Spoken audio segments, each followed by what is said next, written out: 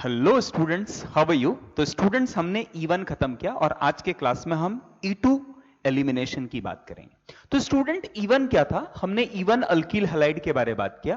तो हमने देखा ऐसे केसेस जहां पर हमारा leaving group, basically leaving group should be a good leaving group. तो लिविंग ग्रुप जहां पर आसानी से निकल के एक कार्बोकैटायन का फॉर्मेशन करे, एक कार्बोकैटायन का फॉर्मेशन करें और कार्बोकैटायन फॉर्म हो जाने के बाद मेरा न्यूक्लियोफाइल या बेस इस हाइड्रोजन को बाहर निकाल दे, और जब हाइड्रोजन को बाहर निकाले तो ये डबल बॉन्ड फॉर्म हो जाए। तो इस रिएक्शन को हम लोग E1 रिएक्शन कहते हैं। दिस इज E1 रिएक्शन, है ना। अभी इसको एक और, generally this is hydrogen alkyl halide, है ना। तो स्टूडेंट, हमने अल्कील हैलाइड लिया है। आप देखो, अल्कील हैलाइड लिया है और यहां से बाहर क्या निकाला है? Hydrogen halide. तो hydrogen halide is also, hydrogen halide का removal is also called as dehydrohalogenation. Hydrogen hydrogen और हाइड्राइड, हाइड्रोजन हैलाइड के रिमूवल को डीहाइड्रोहेलोजिनेशन के नाम से कहते हैं। तो ये नाम मैंने आपको नाम नहीं बताया था, तो याद रखिए, what is dehydrohalogenation? Dehydrohalogenation is removal of hydrogen halide from a entity, और वो we have already seen this in mechanism E1। अब E1 के लिए स्टूडेंट्स हमने देखा था कि E1 और SN1 का पहला जो स्टेप होता है, first step is same, first RDS is same. जो क्राइटेरिया SN1 को फेवर करते हैं वही E1 को फेवर करते हैं। द ओनली डिसाइडिंग फैक्टर जो होता है वो क्या होता है student? Deciding factor is temperature. Deciding factor is temperature. Clear है? तो ऑलरेडी हमने, तो ये कब होगा? हमने ये देखा कि ये 3 डिग्री कार्बोकैटायन आसानी से फॉर्म हो सकता है। 3 डिग्री 2 डिग्री के लिए आसान है, और कार्बोकैटायन का फॉर्मेशन बेंजाइलिक एलाइलिक के लिए आसान है। बट अगर 1 डिग्री है तो वो SN1 के लिए फेवर नहीं करता है, कार्बोकैटायन फॉर्मेशन नहीं होगा। तो उस केस में आपका E1 नहीं हो पाएगा। तो आज हम ऐसे स्टेप्स में जाएंगे, ऐसे रिएक्शंस में जाएंगे जहां पर E1 पॉसिबल नहीं है। तो अब E1 के लिए which are the factors which will bring E1, ये हमने क्लियर कर दिया। तो E1 के लिए वो सारे फैक्टर्स फेवरेबल होंगे जो SN1 को फेवर करते हैं। मतलब आपका बेस वीक होना चाहिए, आपका पोलर प्रोटिक सॉल्वेंट होना चाहिए, आपका कार्बोकैटायन आसानी से फॉर्म होना चाहिए। हां, टेम्परेचर हाई है तो एलिमिनेशन के लिए जाएगा, टेम्परेचर लो है तो न्यूक्लियोफिलिक यूनिमोलिकुलर सब्स्टिट्यूशन के लिए जाएगा। तो SN1 E1 डिसाइड करना बहुत आसान हो गया। अब हम लोग बात करने वाले हैं स्टूडेंट E1 E2 पे। तो E2 कब होगा? जैसे कि स्टूडेंट यहां नाम बता रहा है, E2 मतलब एलिमिनेशन बाइमोलिकुलर। अब बाइमोलिकुलर मतलब यहां 2 मॉलिक्यूल इन्वॉल्व होंगे, मतलब कुछ कुछ SN2 के जैसा, है ना। तो फुल फॉर्म E2 का क्या है? Elimination by molecular. Elimination bimolecular. Bimolecular means 2 molecule will be involved. Which 2 molecules? Which 2 molecules? तो अज्यूम करो कि मुझे हाइड्रोजन हैलाइड ही बाहर निकालना है, मुझे डीहाइड्रोहेलोजिनेशन ही करना है ना। तो यहां पर सबसे पहले बेस विल कम और बेस हाइड्रोजन को निकालेगा, और जैसे जैसे बेस हाइड्रोजन को H+ के फॉर्म पे निकालेगा यहां नेगेटिव चार्ज जनरेट होगा, और यह नेगेटिव चार्ज इस कार्बन को इलेक्ट्रॉन सप्लाई करेगा और साथ में X बाहर निकलेगा, है ना। तो एक ही स्टेप में आपका सबस्ट्रेट और रिएजेंट दोनों ही इंवॉल्व हो गए, है ना। और फाइनल प्रोडक्ट जो आपको मिला वो आपको क्या मिला? प्लस B- को लेके गया plus X-। So this is E2 mechanism. Why this is E2 mechanism? यहां पर molecularity, what is the molecularity of this reaction? 2, है ना। तो रेट कैसे लिखेंगे इसका? सबसे पहले rate of reaction is equal to K substrate. अच्छा स्टूडेंट, हम ये जो E2 समझ रहे हैं, we are understanding it through what? Alkyl halide के एग्जाम्पल को लेके समझ रहे। सबस्ट्रेट और बेस, है ना, ये दोनों पे डिपेंड करता है। सो ऑर्डर इज 2, ऑर्डर और molecularity is 2. So it is E2 mechanism. अब सवाल यह है कि कोई E2 के लिए कब जाएगा, E1 के लिए कब नहीं जाएगा। तो E2 के लिए अगर जाना है, अज्यूम करो मैं बोल रहा हूं कि सर ऐसा क्या हो गया कि X पहले नहीं निकल रहा है, तो X को टूटने के लिए टाइम लगता है। इसके लिए रिक्वायरमेंट यह होता है कि कार्बोकैटायन जो फॉर्म होता हो वो आपका कार्बोकैटायन जो फॉर्म हो रहा हो बहुत स्टेबल कार्बोकैटायन हो। अब मान लिया मैंने क्या लिया है, CH3CH2X, तो क्या यहां पर X निकल के कार्बोकैटायन का फॉर्मेशन आसान है क्या, बताओ।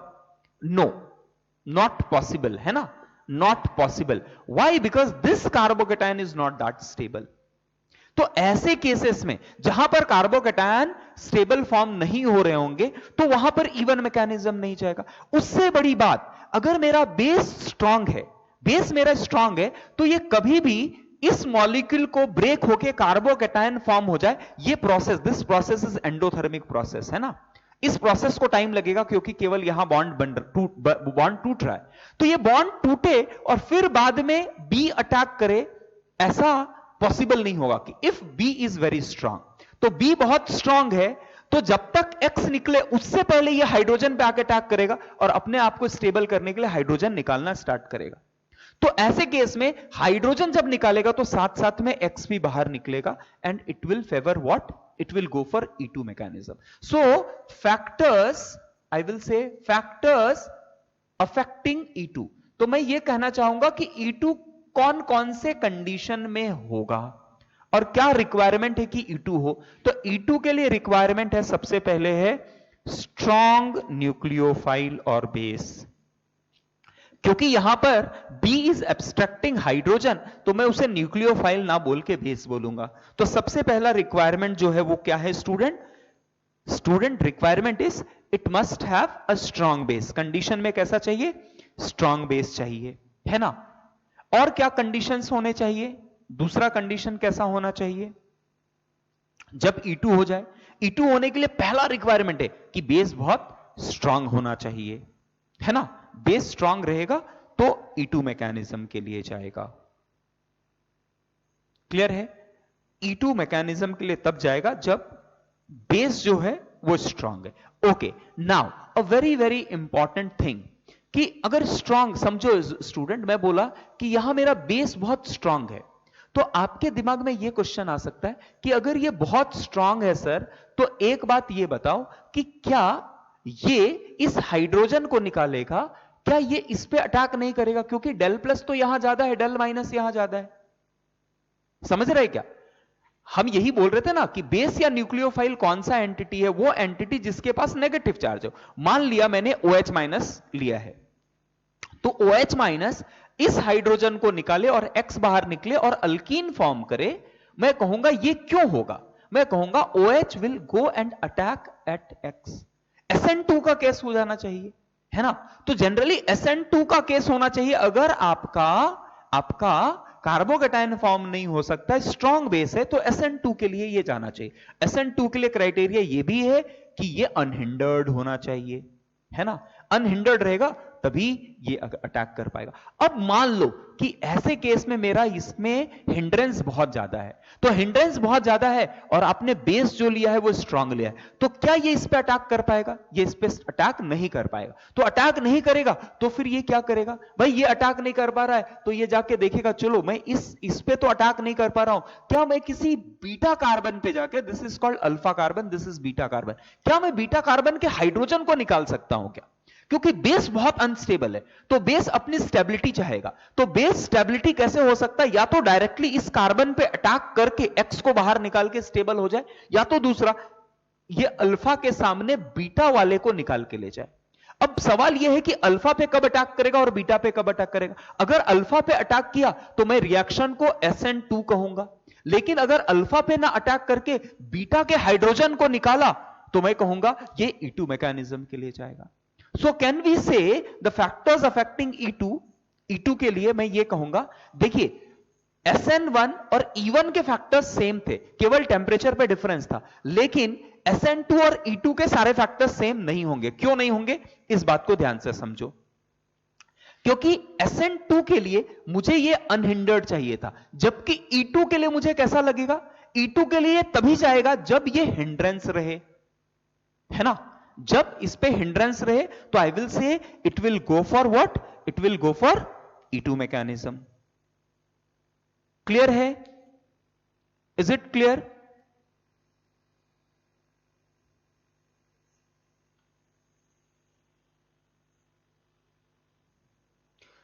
तो स्टूडेंट कहना इससे कि alpha carbon must be highly hindered. अगर हिंडर्ड है तो ही ये E2 के लिए नहीं जाएगा, E2 के लिए जाएगा, अदरवाइज क्या जाएगा, it will go for SN2। तो डिफरेंस कौन क्रिएट कर रहा है कि SN2 के लिए जाएगा या E2 के लिए जाएगा, it will directly depends on hindrance at alpha carbon. ठीक है, ठीक है ना। और कुछ बातें जो हम लोग कह सकते हैं E2 के बारे में, this is a single step reaction, है ना, इज अ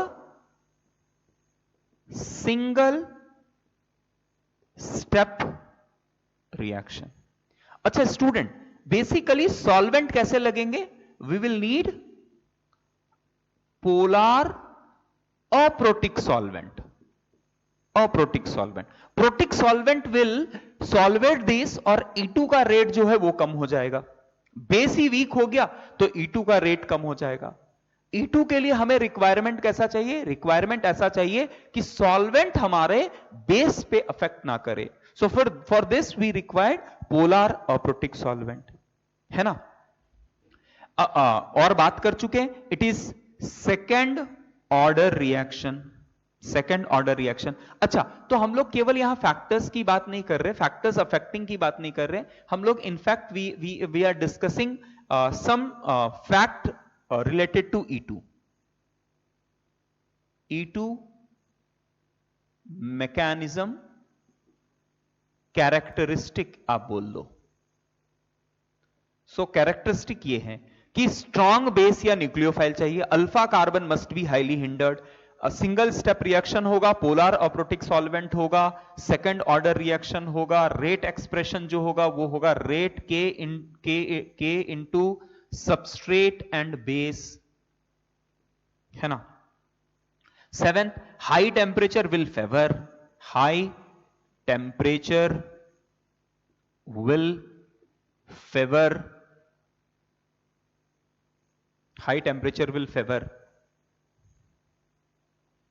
तो हाई टेम्परेचर होगा तो जनरली, अच्छा एक बहुत इंपॉर्टेंट डिस्कशन कि चलो यहां पर ना टेम्परेचर हाई है और ये हिंडर्ड नहीं है, तो ऐसे केस में भी क्या ये SN2 के लिए जाएगा, I will say no, it will go for E2। अब बोलेंगे ऐसा क्यों सर, ऐसा क्यों, क्योंकि हाई टेम्परेचर पे ये जो कार्बन और कार्बन हाइड्रोजन के बॉन्ड है ये बहुत वीक हो जाते हैं। तो हाइयर टेम्परेचर पे अगर बॉन्ड वीक है तो OH minus will prefer to go for acid base reaction, ये X को निकाल दे, H को निकाल देगा और ये X निकल जाएगा, and it will go for elimination reaction. Clear है। तो हाइयर टेम्परेचर पे जो SN2 हो सकता था वो SN2 ना जाके E2 रिएक्शन के लिए जाएगा। Is it clear?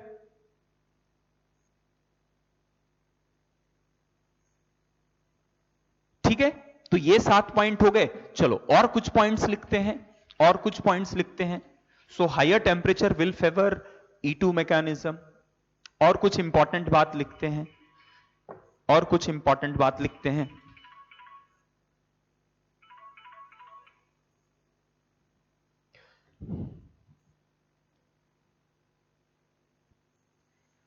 ठीक है ना। एक और इंपॉर्टेंट बात student, a very very important thing जो यहां मैं आपको डिस्कस करना चाहूंगा, ये बहुत इंपॉर्टेंट है, ध्यान से समझिए, ध्यान से समझिए। One requirement for E2 is anti periplanar condition. अब ये क्या है ना, इस बात पे थोड़ा हम लोग डिटेल डिस्कशन करेंगे कि रिक्वायरमेंट E2 का क्या होता है, एंटी पेरीप्लेनर रिएक्शन होता है ना, एंटी पेरीप्लेनर होता है। अब व्हाट इज एंटी पेरीप्लेनर, इस बात को मैं आपको यहां एक्सप्लेन करता हूं।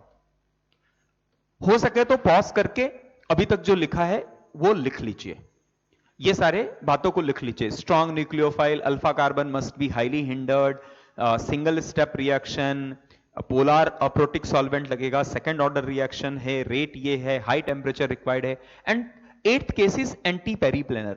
सो please pause the video and take it down, इसके आगे मैं आपको बताता हूं। डन, चलिए अभी व्हाट इज एंटी पेरीप्लेनरिटी, इस पे बात करते हैं। देखो स्टूडेंट, जब E2 मैकेनिज्म की हम बात कर रहे हैं, हम जब E2 मैकेनिज्म की बात कर रहे हैं तो अज्यूम कर लो कि अच्छा, इसको मैं कैसे ड्रॉ करता हूं, चलो ऐसे ड्रॉ करता हूं, नॉर्मली ड्रॉ करता हूं, H H X H और H, या let it be CH3 CH3 CH3 CH3 and hydrogen.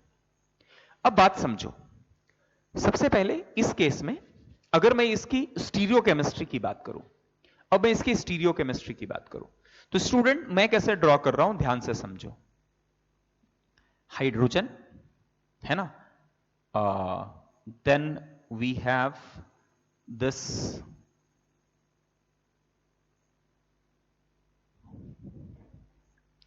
Hydrogen, carbon, CH3 CH3, मैं इसका न्यूमन प्रोजेक्शन ड्रॉ कर रहा हूं, CH3 CH3 एंड हेलोजन। अब बात समझिए, ध्यान से समझिए, अगर मेरा बेस यहां है और ये इस हाइड्रोजन को लेके जा रहा है, तो जब हाइड्रोजन को लेके जा रहा है तो यहां पर एक ऑर्बिटल में ये बॉन्ड टूटता जाएगा, जो हाइब्रिड ऑर्बिटल था वो प्योर ऑर्बिटल बनता जाएगा और यहां माइनस चार्ज आता जाएगा। अब ये माइनस चार्ज जो है स्टूडेंट, ये जो माइनस चार्ज है have to supply electron to this X, तो X का एंटी बॉन्डिंग ऑर्बिटल जो है ना, तो ये बॉन्ड बना है X और कार्बन के हाइब्रिडाइज्ड ऑर्बिटल के बीच में बॉन्ड बना है। तो अगर ये इसके पैरेलल है, ये इसके पैरेलल है, तो इसको सप्लाई करना आसान होगा, है ना। अब पैरेलल के साथ साथ अगर ये छोटा वाला लॉब जहां पर इलेक्ट्रॉन डेंसिटी नहीं है, क्योंकि इस लॉब में तो बहुत इलेक्ट्रॉन डेंसिटी है, तो यहां अगर ये इसके पैरेलल और इसके सामने आ जाए तो इसे इलेक्ट्रॉन सप्लाई करना बहुत आसान हो जाएगा। अब इसके कंपैरिजन में एक कंसेप्ट समझो। अब एक दूसरा केस ले लो,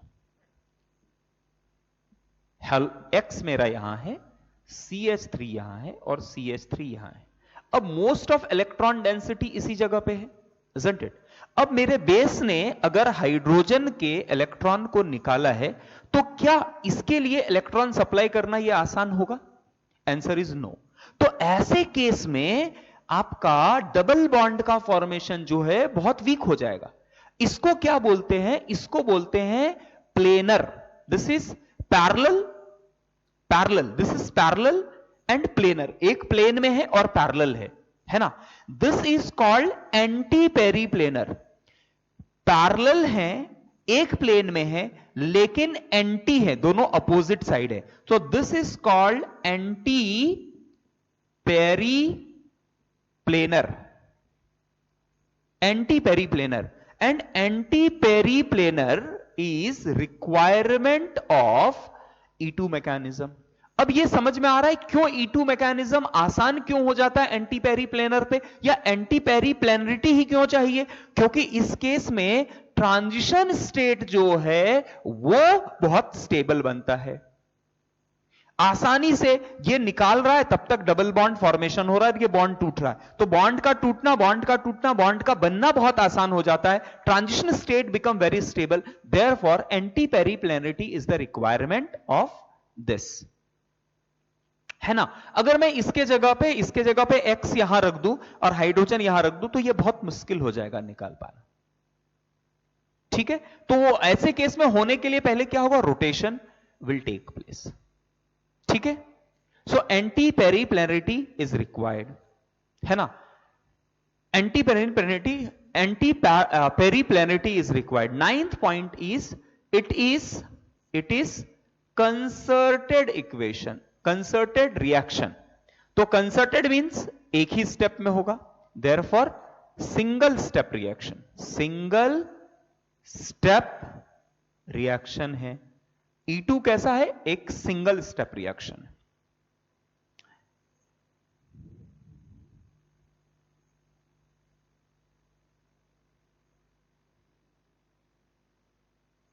ठीक, क्लियर, कुछ दिक्कत किसी को?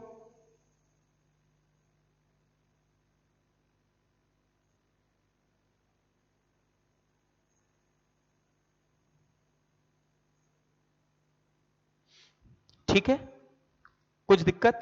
अच्छा, अब leaving group should be very good. Leaving group, leaving group कैसे चाहिए हमें? Leaving group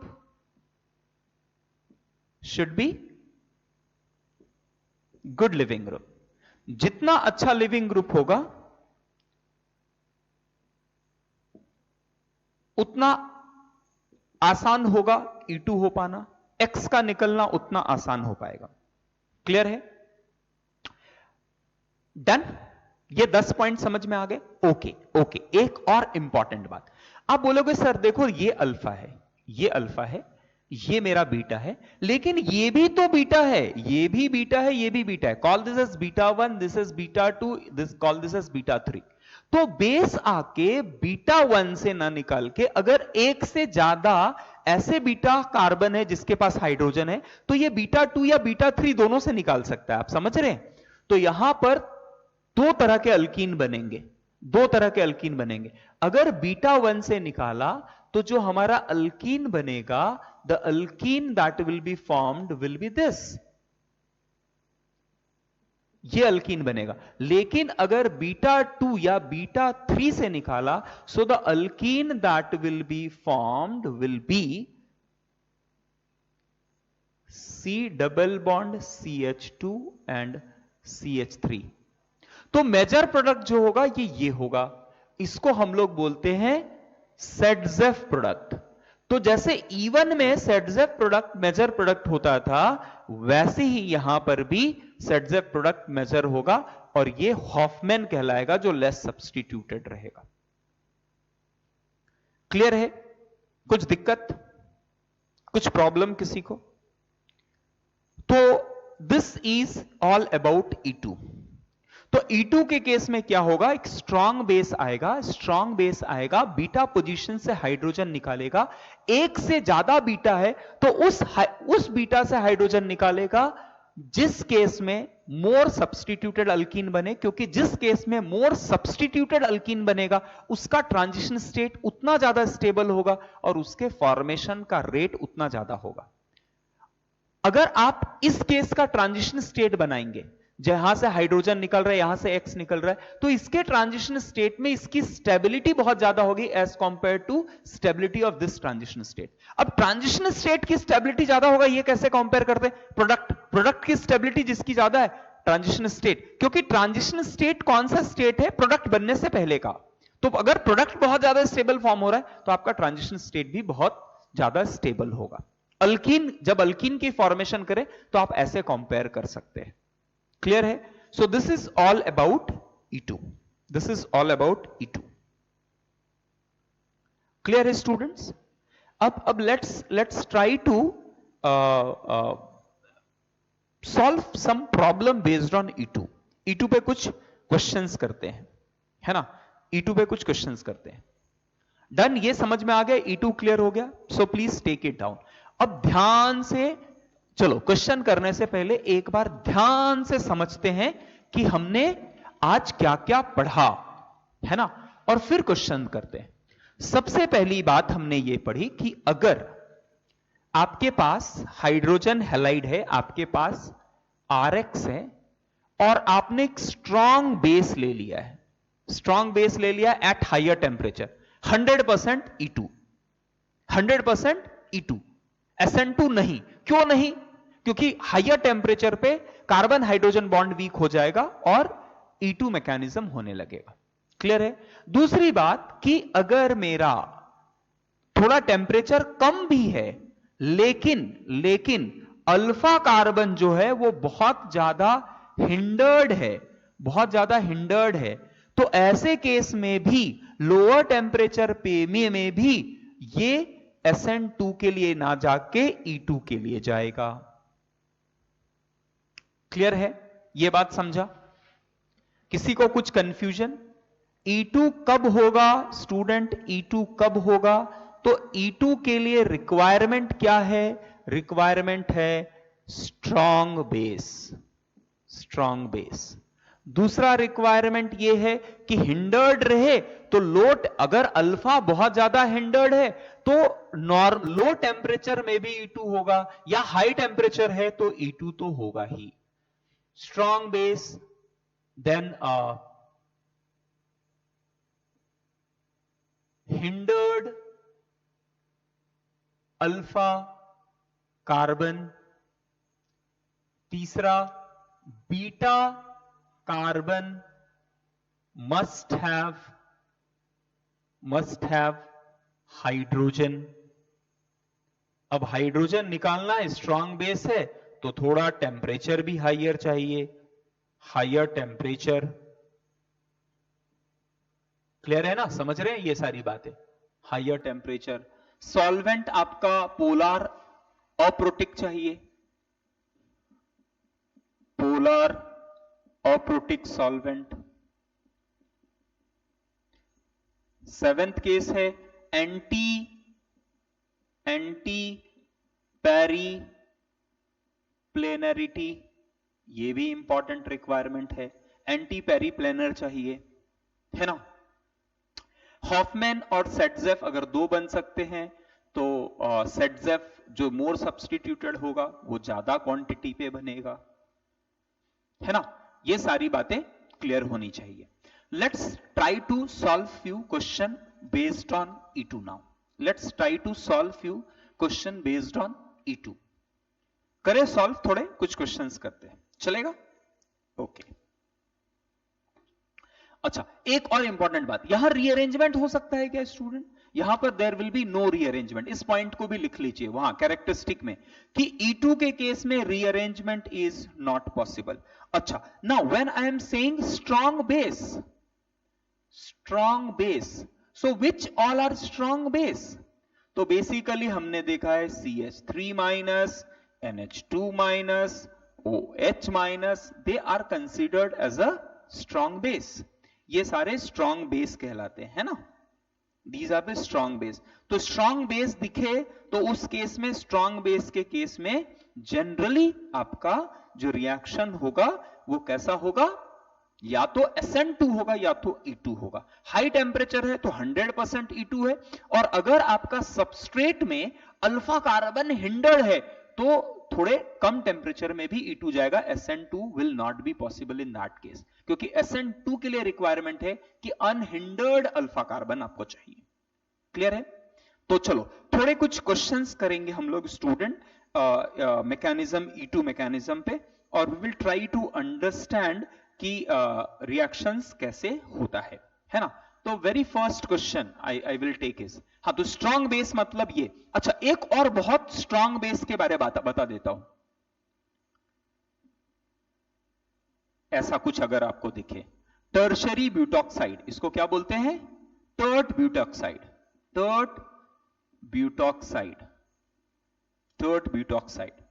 so highly hindered strong base. क्या है ये? हाईली हिंडर्ड स्ट्रॉन्ग बेस है। अब थोड़ा आगे और बढ़ते हैं इस कंसेप्ट में, ठीक है?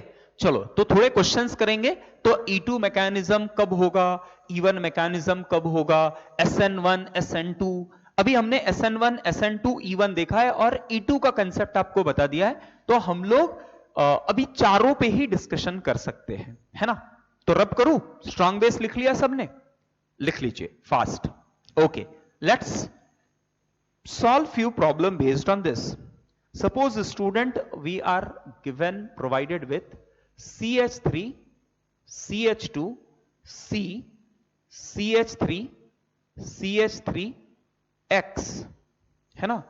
And in this case, we are provided with a very strong base. Strong base में आप मान लो आपने RO माइनस Na प्लस लिया है विथ एल्कोहल ROH, ऐसा बेसिकली ऐसे बेसिस में हम लोग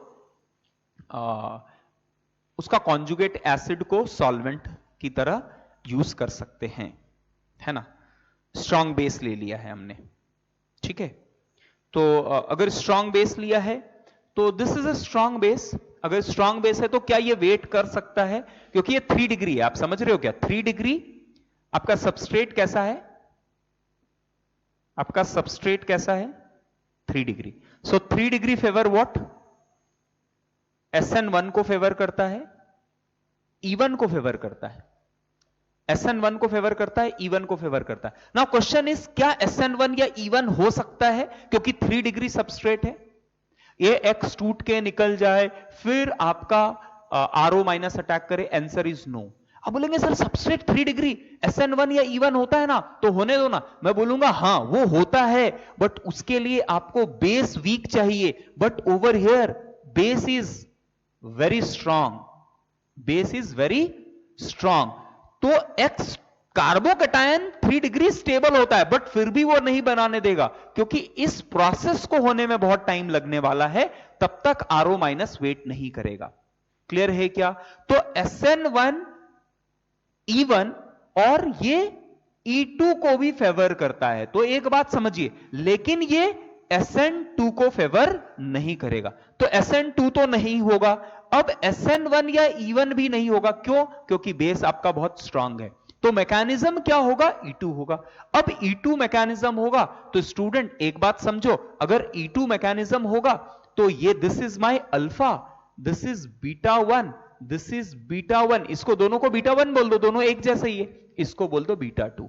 अब दो जगह से हाइड्रोजन निकल सकते हैं, बीटा 1 या बीटा 2 से, है ना? तो हमारे पास दो तरह के अल्कीन बनेंगे, दो तरह के अल्कीन बनेंगे, बीटा 1 और बीटा 2 से.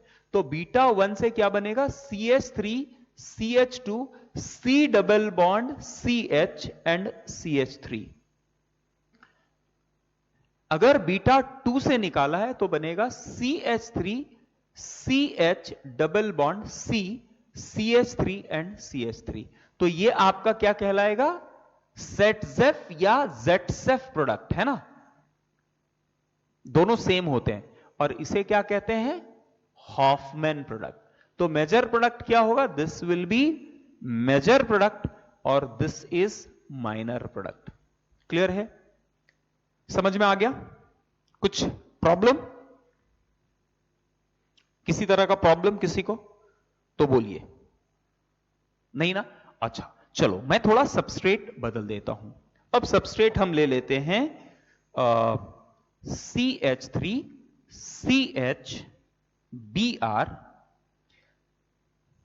CH CH3 एंड CH3 और इसके साथ में एक स्ट्रॉन्ग बेस ले लेता हूं CH3O minus Na plus. Alcoholic KOH NaOH मैंने ले लिया, या OH माइनस ले लो आप. स्ट्रॉन्ग बेस में आप OH माइनस ले लो. तो अब क्या होगा?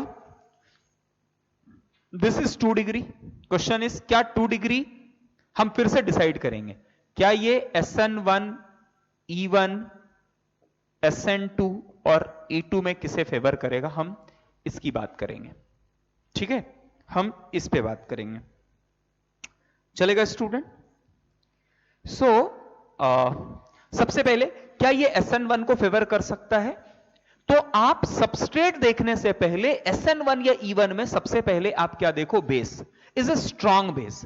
अगर ये स्ट्रॉन्ग है तो ऐसे केस में SN1 या E1 कभी नहीं होगा, क्योंकि SN1 या E1 होने के लिए रिक्वायरमेंट कैसा है? ये चुपचाप बैठा रहे, ये टूट के निकले, कार्बोकैटायन बने. लेकिन अगर ये स्ट्रॉन्ग है तो ये इसके निकलने तक वेट ही नहीं करेगा. Clear? Clear? Okay, now second question is कि SN2 जा सकता है क्या? तो SN2 सेकेंडरी है, ये बहुत ज्यादा हिंडर्ड नहीं है, बहुत ज्यादा हिंडर्ड नहीं है, तो SN2 तो जा सकता है, SN2 तो हो सकता है, SN2 इज फेवर्ड, है ना? और E2 हो सकता है क्या? E2 होने के लिए रिक्वायरमेंट क्या है? This is alpha, this is beta 1, this is beta 2, तो E2 भी हो सकता है. So now temperature is deciding factor. चलो मैंने यहां दे दिया 100 डिग्री सेल्सियस. तो अब सीधी सी बात हो गई कि अब इस केस में मैकेनिज्म क्या होने वाला है? Mechanism is E2. बोलेंगे सर SN2 नहीं होगा? मैं बोलूंगा नहीं. क्यों नहीं होगा? SN2 अटैक हो सकता है बट फिर भी अटैक नहीं करेगा. ठीक है, तो student 100 degree Celsius high temperature है, तो ये अटैक भी करना चाहेगा. अब नाउ समझो कि कभी भी एसिड बेस रिएक्शन बहुत फास्ट होता है ना? ये अटैक क्या है? This is called substitution reaction. OH ने आया और Br को निकाल दिया, तो this will be called as substitution reaction. But substitution reaction से ज्यादा हाई टेंडेंसी होती है एसिड बेस रिएक्शन की. तो OH का पहला प्रेफरेंस हाई टेम्परेचर पे होगा कि मैं इससे हाइड्रोजन निकाल लूं या इससे हाइड्रोजन निकाल लूं. क्लियर है? तो अब इसके पास दो पॉसिबिलिटी है. अगर इसने बीटा 1 से निकाला है तो what we will get is we will get CH3CH double bond C, CH3 and CH3. और अगर इसने बीटा 2 से निकाला है तो we will get CH2 double bond CH, CH, CH3 and CH3. So again this is Saytzeff and this is Hofmann. तो ज्यादा किसका रहेगा परसेंटेज? सेटजेफ का ज्यादा रहेगा because this is more substituted. तो होपफुली आपको आइडिया लग गया होगा कि E2 होता कैसे है. अब कल के क्लास में student we will solve a lot of problem based on E2, और उसमें ना मैं SN1, SN2, E1, E2 सब मिक्स कर दूंगा, है ना? क्लियर है? और अभी मैं आपको इस पे DPPs भी भेज देता हूं. चलेगा? तो आज का क्लास हम लोग यहां बंद करते हैं. Thank you very much.